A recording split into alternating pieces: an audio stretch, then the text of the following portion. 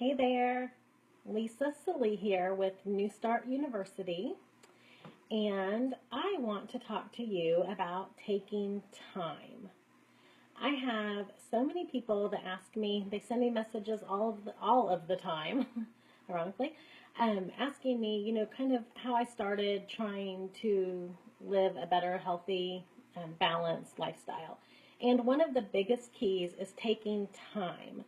And I'm going to speak to the moms on this one because dads, I give you a lot of credit. I'm not saying that you're not, as hardworking as us moms. That's not it at all.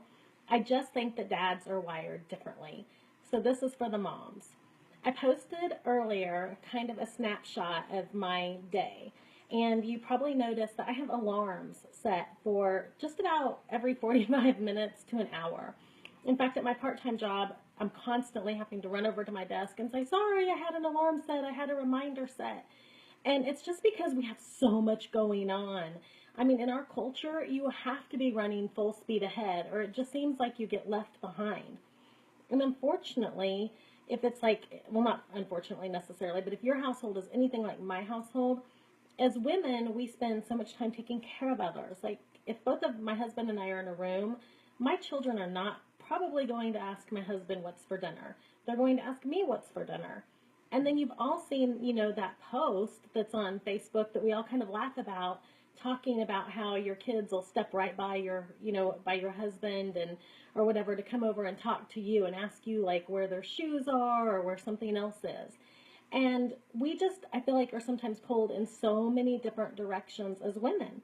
And it's crazy. I mean, it's crazy that I have to set these alarms so that I remember to do different things throughout the day.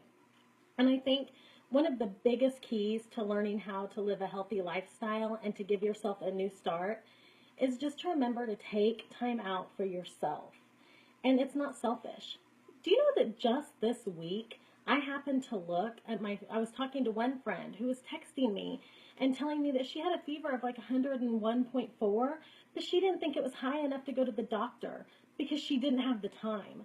And the only reason that she actually went to the doctor was because her husband was going out of town next week, and she wanted to make sure that there wasn't something seriously wrong with her before he left town.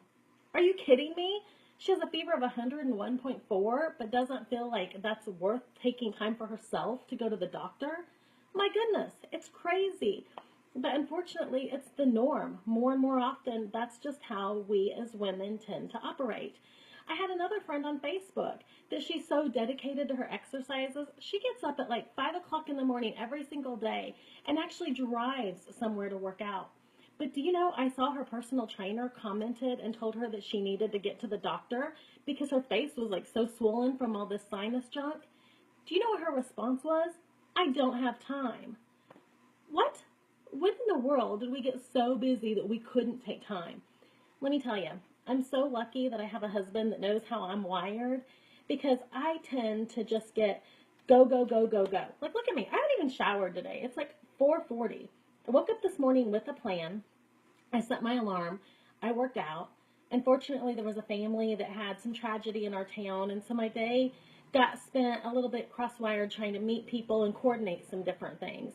And so before I know it, it's 4:40 almost, and I don't have like groceries done. I don't have my house cleaned. I mean, it's just funny how our day gets hijacked sometimes.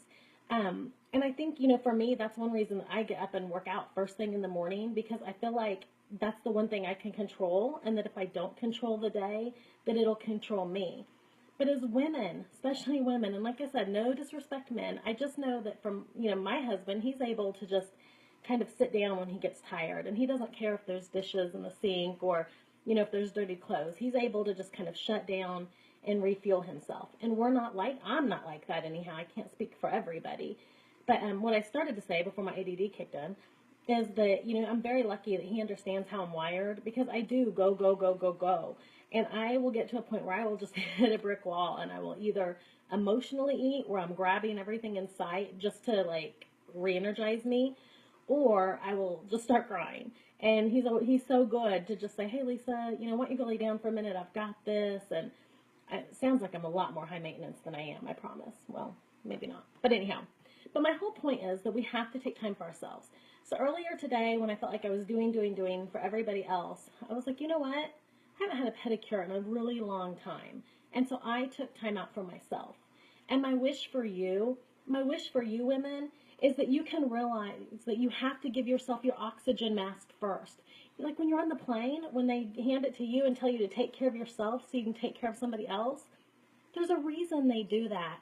So women, I'm begging you, friends, I'm begging you. You've got to take time for yourself. If you think that by going, and doing for everybody else is really going to benefit everybody, you're wrong. So you still have a little bit of time today. You have all day tomorrow before the workforce just kicks our butts again next week. So please take time out for yourself. It doesn't have to be an hour. It doesn't have to be 2 hours.